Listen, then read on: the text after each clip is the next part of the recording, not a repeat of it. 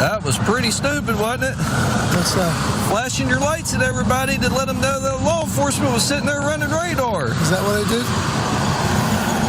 Is that a crime? Yeah. It is? I didn't know that. You got your license registration proof? Yeah, Why would you do that?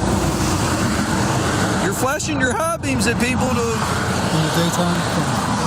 Yeah. I didn't know that was a crime. It doesn't say daytime or nighttime. It just says that you can't do it, and you did it.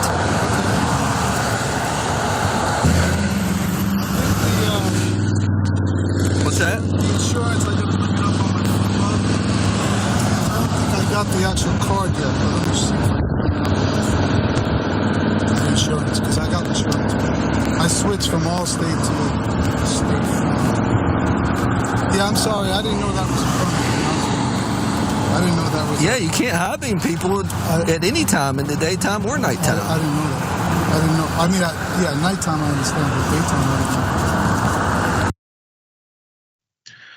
Corporal J.D. Ellison there of the Nicholas County Sheriff's Department out there in West Virginia is pissed off. I can't, but why would you do that? You're letting everybody know that I'm there with a speed trap. You'll get your quota still, bro. You still get your quota. Anyway, he's upset at this driver because he was flashing his high beams, letting people know when cops are coming by. That's been an age-old tactic by drivers that are notifying others, hey, slow down. If anything else, they're helping you slow down traffic so that there won't be any accidents. Because isn't that the reason why you don't want people speeding? Or maybe not. Either way it goes, it got escalated 100% because this is police officers in West Virginia. Sorry, I don't mean to do it like that. But this particular officer wasn't very happy about him busting up his speed trap, so it got worse. Let's watch more. Yeah, it's not illegal to do that, to flash and warn, but it's illegal to high beam. And it is legal to have flashing lights on your vehicle, not being an emergency vehicle. And I could take you to jail today for your unsigned registration card, but I just wrote you a citation for that. That's actually up to 6 months in jail. You think it's funny, sir? I'll take the ticket, sir. I know, but do you think this is funny? I'm allowed to laugh. I can laugh all I want. Go ahead and step out here for me. I didn't do anything. Sir, I'm asking you to step out of the... Am I being detained? Yes, sir, you are. Step out of the vehicle. Are you serious? Place your hands behind your back for me. Are you serious? Yes, sir. Place your hands behind your back for me. Oh, man, you're serious, brother. I'm not your brother. Believe me, you're not. Yeah, I'll never be your brother. I'll never be your brother. Exactly. You'll never be my brother. Just be careful. I don't want to be your brother. No, just be careful with me. Don't jerk away from me. Just be careful. Don't jerk away from me, sir. Just be careful. Don't jerk away from me.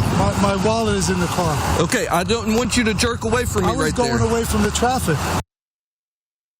This officer obviously got beat up by the kid he was bullying in middle school, and he hasn't gotten over it yet. Either way, he gave this guy a ticket for these 2 alleged violations based on the law.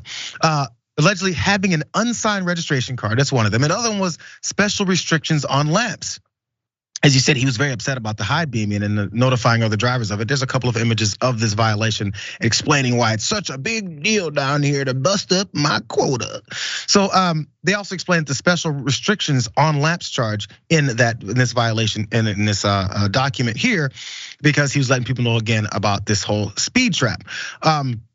He was also later released from police custody, but these charges are still standing. But they did drop the not signed registration card thing because that was nonsense and not really a thing anyway. He was looking for anything to get on this guy because again, you disrespected and stopped his process for doing what he was doing. You can be upset about it because your speed trap maybe got busted up a little bit, but then of course he had to escalate it to this point. And then you're pulling away from me. You see how everything takes another step, Jessica?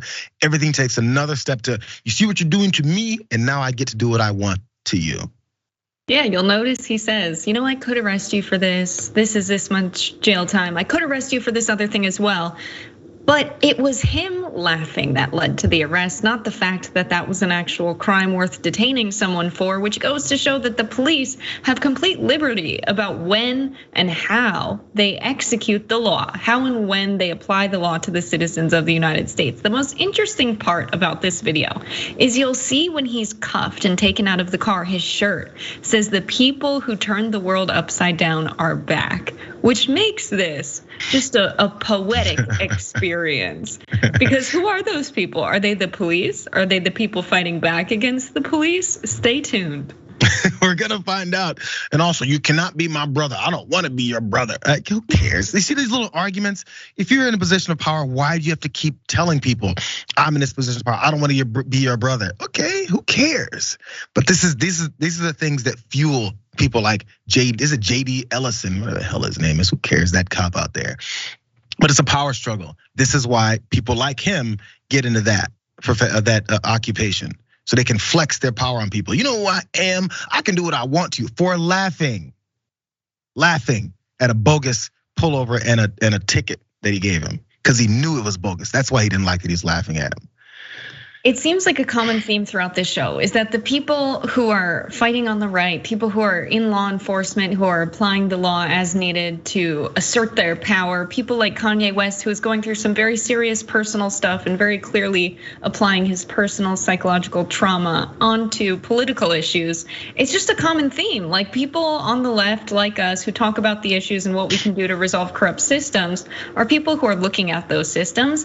But it always seems that people on the right, it's about personal psychological problems. Like mental health care is necessary to resolve the problems in this country, because I don't know what else we can do with these folks. Personal vendettas. He's like, I'm like Donald Trump. Back to Kanye. I'm like Donald Trump. They did my boy wrong. So let me toss some anti-Semitic tropes at everybody, because that helps. That helps.